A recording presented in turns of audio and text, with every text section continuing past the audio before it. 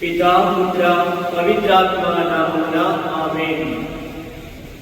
క్రీస్తునందు ప్రియ సహోదరి సహోదరులారా, తపస్కాలము 3వ ఆదివారం వాక్య పరిచర్యకు మీ అందరినీ ప్రేమతో ఆహ్వానిస్తున్నాను. యోహాను శుభవార్త 4వ అధ్యాయము పవిత్ర వచనములు 5 నుండి. యేసు సమరయలోని సికారు అను పట్టణమునకు వచ్చెను. అది యాకోబు తన కుమారులకు యోసేపునకు ఇచ్చిన పొలము సమీపములో ఉన్నది. అక్కడ యాకోబు బావి ఉండెను. యేసు ప్రయాణము వెడలకొచ్చి ఆ బావి వద్ద కూర్చుండెను. అది మధ్యాహ్నపు వేళ. ఒక సమరయ స్త్రీ నీటి కొరకు అక్కడకు వచ్చెను. యేసు ఆమెను, నాకు త్రాగుటకు నీరు ఇమ్ము అని అడిగాను. ఆయన శిష్యుడు ఆహార పాత్రలు గుర్తించుటకు పట్టణములకు వెళ్ళి ఉండేది. ఆ సమరయ స్త్రీ యేసుతో, యూదులవైన నీవు సమరయస్త్రీలకు నన్ను నీరు ఇమ్మని ఎట్లు అడుగుతున్నావు అని అడిగాను. ఇది క్రీస్తుని సువిశేషము. క్రీస్తువా మీకు స్తుతి కలుగును గాక.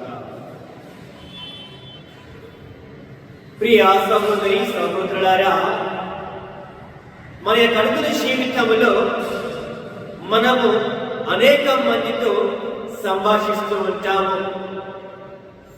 అది ప్రయాణంలోని కావచ్చు, లేదా ఇంటి దగ్గర కూర్చొని ఇరుగు పొరుగు వారితో కావచ్చు, లేదా 6 బయట కూర్చొని ఉన్నప్పుడు సాయంత్రం వేళ అనేక మందితో మాట్లాడుతూ ఉంటాము. ఈ యొక్క సంభాషణలో ఒక్కొక్కరి మాట మనందరికీ కూడాను ఒక్కొక్క ఆలోచనను కలిగిస్తూ ఉంటుంది, ఒక్కొక్క స్ఫూర్తిని కలిగిస్తూ ఉంటుంది. అది ఏదనగా బాధలో ఉన్నటువంటి మనము ఎప్పుడైతే ఆ యొక్క బాధలో దిగులుతో ఉంటున్నామో ఆ సమయంలో మనతో ఒకరు మాట్లాడినప్పుడు మనకు ఓదార్పును కలిగిస్తూ ఉంటుంది.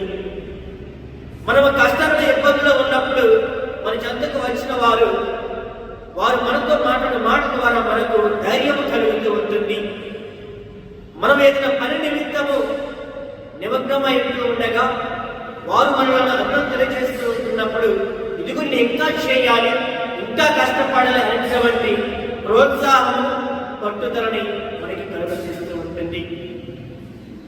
మరి వైపు గమనిస్తే మరి కొందరి యొక్క మాటలు అసూయను కలుగజేస్తూ ఉంటాయి, స్వార్థమును కలుగజేస్తూ ఉంటాయి, ద్వేషమును కలుగజేస్తూ ఉంటాయి, పగను కలుగజేస్తూ ఉంటాయి. మరి యేసు ప్రభు యొక్క మాటలు మనకి జీవితంలో మనకు ఏమి ఇస్తున్నాయి? యేసు ప్రభు యొక్క మాటలు మనం ఆలకించినప్పుడు మనం ఏమి పొందుతున్నాము అనేటటువంటి ప్రశ్నార్థకం అనేది అనునిత్యం మనము బైబిల్ చదువుతూ ఉన్నప్పుడు, లేదా దేవుని యొక్క వాక్యం గురువులు బోధించుతుండగా ఆలకిస్తున్నప్పుడు, లేదా వ్యక్తిగతంగా మన ప్రార్థనలో ఉంటున్నప్పుడు ఇదిగో దేవుని యొక్క మాట అనేది మనలను మొట్టమొదటిగా ఆయనలో ఐక్యము చేస్తుంది. ఏ విధముగానంటే మనమందరము కూడా ఆయన యొక్క బిడ్డలము అనేటటువంటి విశ్వాసం మనకు చేస్తుంది. మనమందరము కూడా ఆయన మీద ఆధారపడి జీవించాలి, ఆయన లేక మనం ఏమి చేయజాలం అనేటటువంటి ఆలోచన మనకు చేస్తుంది. ఈనాటి సువిశేష పట్టణంలో మనమందరము కూడా విని ఉన్నాము. యోహాను శుభవార్త 4వ అధ్యాయములో యేసు మరియు సమరయ స్త్రీ ఈ ఇరువురి యొక్క సంభాషణ మనం గమనించినట్లయితే ఆ కాలంలో యూదులకు మరియు సమరయులకు తీరనటువంటి వైరము ఉండేది. అది ఏ విధంగానంటే ఇరు వర్గములకు పడినటువంటి సందర్భంలో ఒక పంచగడ్డి వేస్తే ఎలాగైతే బొగ్గుమంటుంది అనేటువంటి లోకోక్తి లేదా నాన్న మనం ఉంటున్నామో అదే రీతిగా యూదులకు మరియు సమరయులకు కూడా పడేది కాదు. కొన్ని కారణాల వల్ల కావచ్చు. అయితే ప్రియ సహోదరి సహోదరులారా, ఆయన సమయం అనేది మధ్యాహ్నం వేళ. యేసు ప్రభు ఆయన చెట్టు దగ్గర కూర్చొని ఉన్నాడు. అది ఇంచుమించుగా మధ్యాహ్న సమయంలో ఇదిగో ఆయన బావి చెంతకు ఒక స్త్రీ వచ్చి ఉన్నది. ఆమె సమరయ స్త్రీ. మనమందరము కూడా గమనించినట్లయితే మన యొక్క గ్రామాలలో కానీ లేదా పల్లెటూళ్ళ గమనించినప్పుడు నీటిని తోడుకుని రావడానికి ఉదయం కానీ లేదా సాయంత్రం కానీ స్త్రీలు అనేక మంది వెళుతూ ఉంటారు. ఏ స్త్రీ కూడాను మధ్యాహ్నం వేళ వెళ్ళదు. మరి ఈనాడు యొక్క సమరయ స్త్రీ మధ్యాహ్నం వేళ ఎందుకు వస్తూ ఉన్నది? ఆమెకు జీవితంలో ఉన్నటువంటి లోటుపాట్లు గమనించినట్లయితే మొట్టమొదటిగా ఆమెకు ఆధ్యాత్మిక జీవితంలో ఎటువంటి సంతోషం అనేది లేదు. ఒక ఎడారిలాగా ఉన్నది, ఎండిపోయిన చెట్టు అని జీవిస్తూ ఉన్నది. ఎటువంటి జీవం అనేది, సంతోషం అనేది ఆమెలో లేదు. రెండవది, తన యొక్క జీవితంలో ఎటువంటి పవిత్ర కుటుంబ జీవితం అనేది లేదు. ఆమెకు జీవితం అనేది ఒంటరిగా ఉంటుంది. చెడు అలవాట్లకు, చెడు వ్యాపారములకు ఆమె కూరుకుపోయి ఉన్నది. మనందరికీ తెలిసిన మాటలు చెప్పాలి అంటే ఒక పాపపు జీవితం జీవిస్తూ ఉన్నది, ఒక పాపములో ఆమె ఉనికిపోయి ఉన్నది, ఒక అంధకార జీవితము, ఒక చీకటి జీవితములు ఆమె జీవిస్తూ ఉన్నది. కనుక ఆ కాలంలో అనేక మంది ఆమెను విమర్శిస్తూ ఉన్నారు. ఇదిగో ఈ యొక్క స్త్రీ పాపంలో జీవిస్తూ ఉన్నది, ఈ యొక్క స్త్రీ పాపముతో జీవిస్తూ ఉన్నది, ఈ యొక్క స్త్రీ ఈ విధముగా ఉంటుందని అనేక మంది వేరెత్తి చూపుతూ ఉంటూ ఉన్నారు. ఈ యొక్క సమరయ స్త్రీ అవమానములకు గురియగుతూ ఉన్నది, అనేక మాటలకు ఆమె గురియగుతూ ఉన్నది. కనుకనే ఇదిగో ఇటువంటి వాటి నుండి ఆమె తప్పించుకోవటానికి లేదా అటువంటి అవమానం నుండి ఆమె దూరముగా ఉండటానికి ఇక మధ్యాహ్నం వేళ అనేది ఆమెకు అనుకూలముగా ఉన్నది. కనుకనే ఆ యొక్క మధ్యాహ్న సమయంలో నీటిని తీసుకొని వెళ్ళడానికి ఆ యొక్క బావి చెందవచ్చు. మరి ఆ సందర్భంలో యేసు ప్రభువుని చూసినప్పుడు ఆమె అడిగి ఉన్నాడు, అమ్మ నాకు త్రాగుటకు నీరు ఇవ్వు అని. ఆ స్త్రీ పలికి ఉన్నది, ఇదిగో నీవు ఎలా నన్ను దాహము తీర్చమని అడుగుతూ వచ్చినావు, లేదా ఎలా నీవు నన్ను నీరు ఇవ్వమని అడుగుతూ ఉన్నావు. నేను సమరయని మరియు యూదులు కదా. మొదటిగా తెలియజేసే రీతిగా తీరని వైరము ఉండేది కొన్ని కారణం వలన. కానీ యేసు ప్రభువు అంటూ ఉన్నాడు, అమ్మ ఇదిగో నీవు నాకు కొంచెం నీరు ఇచ్చినలా, ఇదిగో నేను ఇచ్చే నీరు తాగిన వారు మరలా దప్పిక కొనరు, మరలా వారు దాహమును పొందరు అని పలుకుతూ ఉన్నాడు. ఇదిగో నీతో మాట్లాడేది నేను ఎవరని నీవు గమనించినలా, విశ్వసించినలా, తెలిసినలా నేను ఇటువంటి ప్రశ్న వేయము అని యేసు ప్రభువు ఆ యొక్క మాటలతో ఆమెతో సంభాషించడం అనేది ప్రారంభమైనది. మన జీవితంలో కూడా ప్రియ సహోదరి సహోదరులారా, మనం ప్రయాణం చేస్తున్నప్పుడు బస్సులో ఒక వ్యక్తి మనతో మాట్లాడుతూ ఉన్నప్పుడు ఆ యొక్క మాట్లాడేది మనకు మంచితనమును కానీ సంతోషం కలిగి ఉన్నట్లయితే ఆ యొక్క సంభాషణ అనేది కొనసాగిస్తూనే ఉంటున్నాము, లేదా వారితో ఒక స్నేహబంధం ఏర్పాటు చేసుకుంటూ ఉంటున్నాము.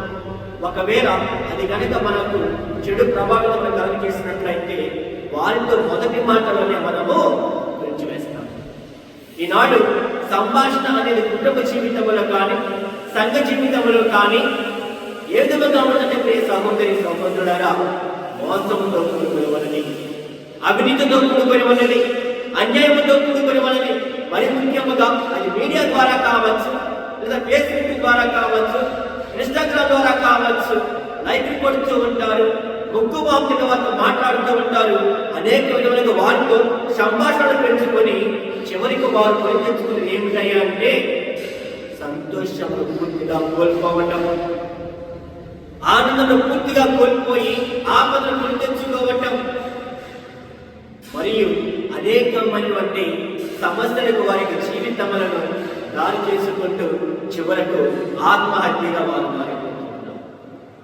నేను ఎవరితో సంభాషిస్తూ ఉన్నాను అనేది అక్కడ ఆలోచించరు. ఇదిగో నాకు ఫేస్బుక్ లో ఒక ఫ్రెండ్ దొరికింది, నేను ఆమెతో మాట్లాడుతూ ఉంటున్నాను.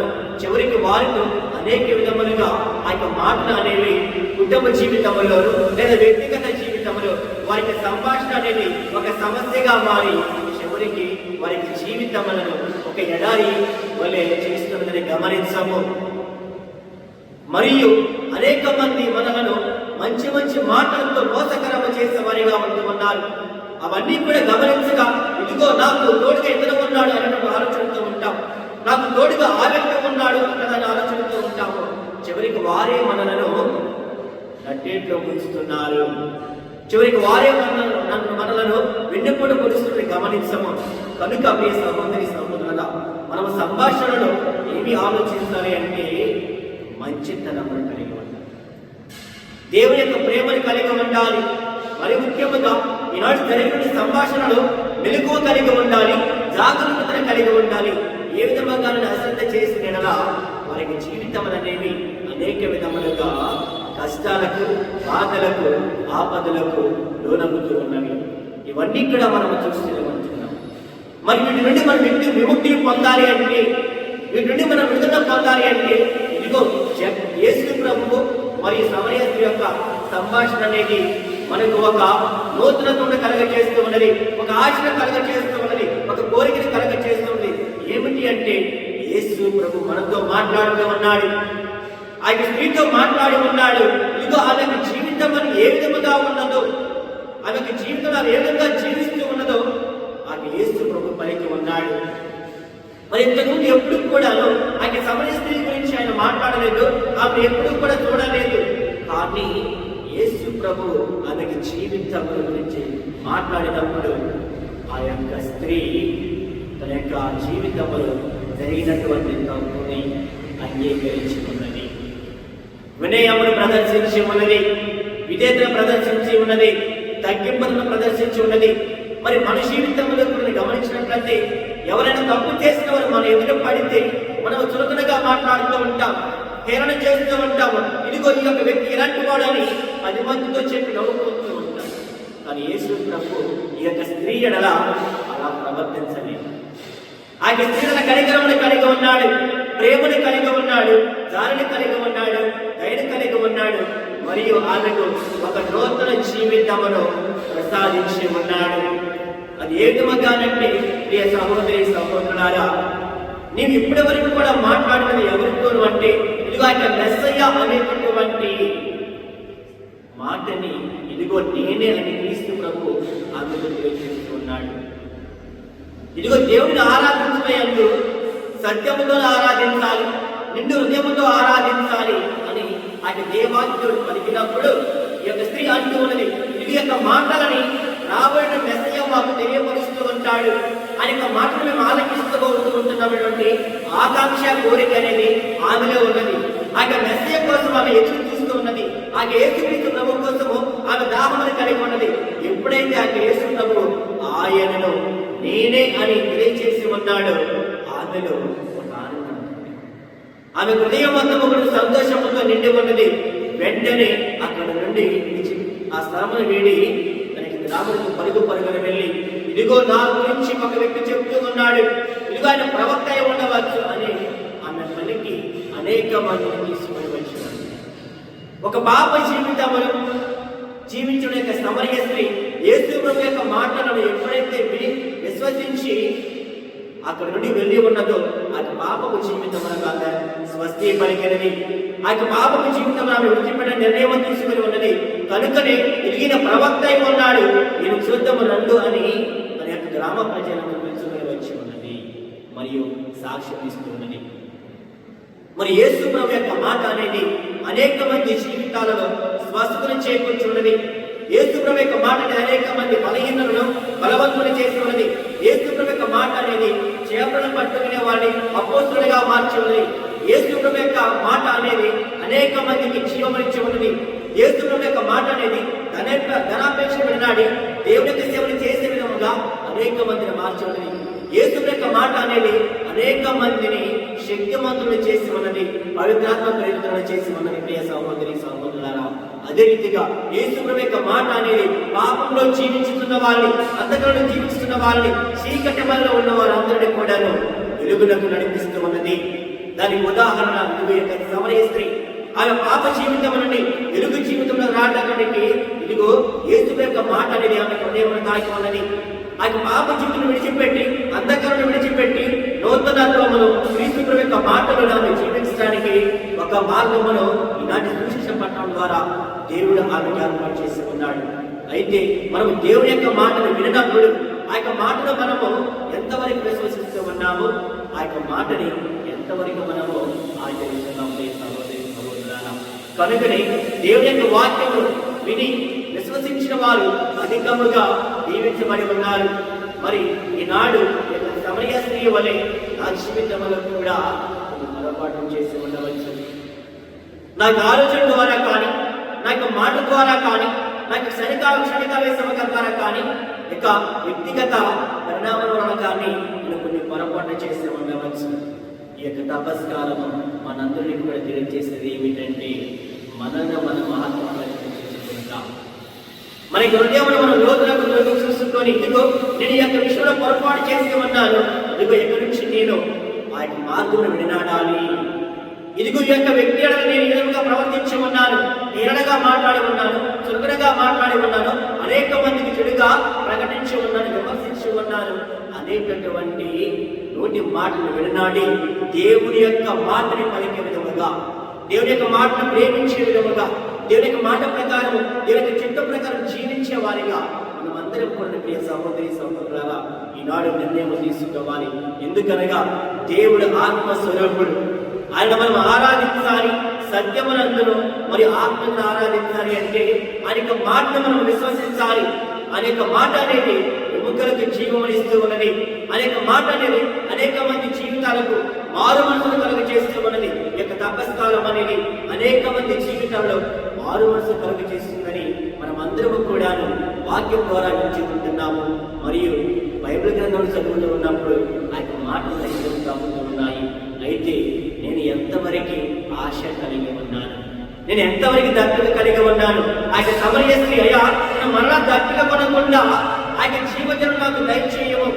ఆ యొక్క జీవజనం అనేది ఏమిటంటే దేవుని యొక్క ప్రేమ, దేవుని యొక్క కృపావరములు, దేవుని యొక్క ఆశీర్వాదములు అనేవి నాకు నిత్యము కావాలి అయ్యా, నాకు కొరత లేకుండా నాకు సమృద్ధిగా కావాలి అని ఆ యొక్క స్త్రీ యేసు ప్రభువుని అడుగుతున్నది. ఈనాడు మన యొక్క జీవితంలో కూడా ఆ యొక్క జీవజనం అనేది ఉన్నదా? ఈనాడు దేవుని యొక్క సమృద్ధిగా వరములు అనేవి నాకు కుటుంబంలో ఉంటున్నాయా? ఈనాడు దేవుని యొక్క ఆశీర్వాదములు అనేవి నా మీద, నా కుటుంబ సభ్యుల మీద నేను పొందుకుంటున్నానని ప్రతి ఒక్కరము కూడా ఆత్మపరిశీలన చేసుకుంటూ ఆ యొక్క సమరయ స్త్రీ వలె అడగాలి. ఆమె ఏదువగానైతే ఆ యొక్క జీవజనం అనేది నాకు కావాలని కోరి ఉన్నది. అలాగే ఈనాడు మన కుటుంబంలో ప్రార్థన చేయడానికి సమయం అనేది ఉండదు. కానీ అయ్యా ఇక్కడ నుంచి నేను ప్రార్థన చేయడానికి నాకు శక్తిని నింపు, నేను ప్రార్థన చేయడానికి నాకు ఆటంకం ఏవైతే ఉంటున్నాయో వాటిని తీసివేసి నీ యొక్క సన్నిధిలో గడపడానికి, నీ యొక్క వాక్యం నేను ధ్యానం చేసుకోవడానికి, నీ యొక్క వాక్యాన్ని పండించడానికి నాకు తగినటువంటి వరములు దయచేయము. మరియు ఇహలోక ఆశలను విడనాడి పరలోకపు విలువలని నేను పాటించడానికి నాకు సహాయపడండి. ఆ సమరయ స్త్రీ ఇప్పటి వరకు కూడాను ఇహలోక ఆశలతోనూ లేదంటే ఇహలోక వ్యాపారములతోనూ ఒక పాప జీవితంతో ఆమె జీవించి ఉన్నది. మరియు యేసు ప్రభు ఎప్పుడైతే జీవజలము అని పలికి ఉన్నాడో పరలోకపు విలువలను, పరలోకపు మాటలను మన యొక్క మనసుని లగ్నము చేసి ఉన్నది. పరలోకం యొక్క మార్గం అనేది ఏమిటాయి అంటే దేవుని యొక్క ఆశీర్వాదములు, దేవుని యొక్క ప్రేమ, దేవుని యొక్క మాటలను ఆమె నిత్యము కూడా పాటించడానికి నాకు కావాలి అని. ఈనాడు మన యొక్క జీవితంలో మనం ఏమి అడుగుతున్నాము అంటే నాకు సంపదలు కావాలని అడుగుతాము, నాకు ఆరోగ్యం కావాలని అడుగుతాము, మరియు ఇంకా వ్యక్తిగతంగా కావాల్సి అడుగుతున్నామే. కానీ ఆయా యొక్క సమరయ స్త్రీ వలె నాకు జీవజనం దయచేయము, ఇదిగో నిన్ను జీవాలు పాల్గొన్నటువంటి మంచి మనసు నాకు దయచేయము. ఈ యొక్క తపస్కాలంలో నేను ఒక మంచి పాప సంగీతం చేసి నీ యొక్క బిడ్డగా నేను తగ్గిపోయిన కుమారుడు తిరిగి వచ్చి నీకు దివ్య సన్నిధులు నేను సాక్ష్యం ఇచ్చేలాగా నాకు సహాయపడము అని ప్రార్థిస్తున్నామా? ఈనాడు అనేక మంది కుటుంబాలలో సంభాషణలు ఏ విధంగా ఉన్నదంటే స్వార్థముతో కూడుకుని ఉన్నది, అసూయతో కూడుకుని ఉన్నది, ద్వేషముతో కూడుకుని ఉన్నది, పగతో కూడుకుని ఉన్నది. కానీ యేసు ప్రభు యొక్క మాట అనేది ప్రేమతో కూడుకుని ఉన్నది. యేసు ప్రభు యొక్క మాట అనేది క్షమించేటువంటి మంచి మనసుతో కూడుకుని ఉన్నది. యేసు ప్రభు యొక్క మాట అనేది మనము తప్పు చేసినప్పటికీ కూడా ఇదిగో మనకు తన హృదయమునకు హత్తుకొని ఇదిగో నీవు నా బిడ్డవు, నేను నిన్ను గణించుకొని ఉన్నానని పౌలు గారు మాటను మనకు తెలియజేస్తూ ఉంటుంది. మనం తప్పులు చేసినప్పటికీ కూడాను దేవుని యొక్క ప్రేమ అనేది మనం తన చెంతకు తీసుకునే వస్తూ ఉంటుంది. మరియు ఇక నీవు పాపము చేయటము, నీవు ఇక నుంచి ఒక నూతనత్వమును, ఒక మంచి జీవితమును జీవించడానికి అది దేవాది దేవుడు మనల్ని ఎంతగానో ప్రోత్సహిస్తూ ఉన్నాడు. మరియు తనకి దేవుడు గమనించడానికి నడిపిస్తూ ఉన్నాడు. కనుక ప్రియ సహోదరి సహోదరులారా, ఈ యొక్క తపస్కాలం అనగా మనమందరం కూడా దేవుని యొక్క ఆశీర్వాదం పొందినటువంటి కాలము, దేవుని యొక్క అనుగ్రహాలను పొందినటువంటి కాలము, దేవుని యొక్క బిడ్డలుగా తెలుసుకొని ఏ విషయంలో మనము ఆయనకు దూరముగా ఉంటున్నామో ఆత్మ పరిశీలన చేసుకొని తిరిగి ఆయన చెంతకు సమృద్ధిగా మనము జీవించేటటువంటి కాలము. ఏది మగానంటే నిత్యము ఆయన స్తుతించిన యందును, ఆరాధించిన యందును విశ్వాసము కలిగి నమ్మకమును కలిగి మనకి హృదయములో ఆయనకి దీవెనలను, ఆయనకి కృపావరములను నిండుగా పొందుకునే వారెవగా ఉండాలి అని ఈనాటి సువిశేష పట్టణం మనందరికీ కూడా తెలియజేస్తూ ఉంటుంది. కనుక ప్రియ సహోదరి సహోదరులారా, ఆ యొక్క సమరీ స్త్రీ మధ్యాహ్నం వేళ రావడం కారణం ఏమిటంటే ఇతరులు నన్ను హేళన చేస్తారు, ఇతరులు నన్ను అవమానం చేస్తూ ఉంటున్నాడు భయపడి ఆ యొక్క మధ్యాహ్నం వేళ వస్తుంది. కానీ దేవుని యొక్క హృదయం అనేది ఎల్లవేళలా మనందరినీ ఆహ్వానిస్తూనే ఉంటుంది. దేవుని యొక్క హస్తం అనేది మనందరినీ ఎల్లవేళలా తనకు అప్పులు చేర్చుకోవడానికి తెలిసి ఉంటుంది. కనుక ఏ సమయం అనేది కాదు ఇదిగో ఉన్నటువంటి ఆ యొక్క రోజులో నువ్వు ఎన్నుకున్న సమయంలో దేవునికి అర్పించడానికి, దేవునికి సరిగ్గా గడపడానికి నీ హృదయం తెరవేసి ఇదిగో అయ్యా ఏసయ్యా నా హృదయానికి వెంచేసినమ్మా, నా హృదయం తాకును నువ్వు ఏ విధంగానైతే ఆ యొక్క సమయస్థితితో మాట్లాడి ఆయన యొక్క జీవితంలో మార్చివేసి ఉన్నావో అదే రీతిగా నాకు జీవితంలో కూడా మార్చివేయము. నాకు జీవితంలో ఉన్నటువంటి పాపపు ఆలోచనలు కానీ పాపం క్రియలు కానీ విడిచివేసి ఇదిగో ఆయన సమయ స్త్రీ వలె నేను నీ ఎడల సాక్ష్యం ఇచ్చేలాగా ఒక నూతన బిడ్డగా నన్ను మనసుము దేవా అని మనం అందరం కూడా ప్రార్థించాలి. అలాగే ప్రియ సహోదరి సహోదరులారా, మనకి సంభాషణలో ఎదుటి వారిని గాయపరిచే వారిగా కాకుండా ఎదుటి వారిని ప్రేమించే విధముగా ఉండాలి. ఎదుటి వారిని మనము అసూయ వ్యక్తం చేసే విధముగా కాకుండా అభినందనను పలికే విధముగా ఉండాలి. మనకి ఆ సంభాషణలు ఎదుటి వారి ఎడల ద్వేషములు కాకుండా ప్రేమను ప్రదర్శించే వారిగా ఉండాలి. మనకి సంభాషణలు ఎదుటి వారిని దూరం చేసే వారిగా కాకుండా వారిని మన్నించి మనమందరం కూడా దేవుని యొక్క బిడ్డలము, ఒకే సంవత్సరం బిడ్డలము, ఒకే విశ్వాసం కలిగి జీవించాలి, ఏక కుటుంబం కలిసి జీవించాలి అనేటటువంటి ఒక ఆశని, పట్టుదలని, కోరికను కలిగి సోదర భావమును మరియు దేవుని యొక్క ప్రేమను మనము పంచుకున్నప్పుడే ఇదిగో మనకి జీవితంలో మనము ఆ క్రీస్తు ప్రభువులకు సాక్ష్యం ఇవ్వడానికి ఎంతగానో అవకాశం ఉంటుంది. అలాగే దేవుని యొక్క కృపావరములు ఆ యొక్క జీవజలము అనేటువంటిది మన హృదయంలో నింపబడి మనల్ని శుద్ధి చేసి తపస్కాలము దేవుని యొక్క నిండైనటువంటి అనుగ్రహములను మనలను మన హృదయం నిండా పొందేవారిగా చేయడానికి కావలసినటువంటి ఈ యొక్క తపస్కాలము దీవెనకరముగా అందరం కూడా స్వీకరిస్తూ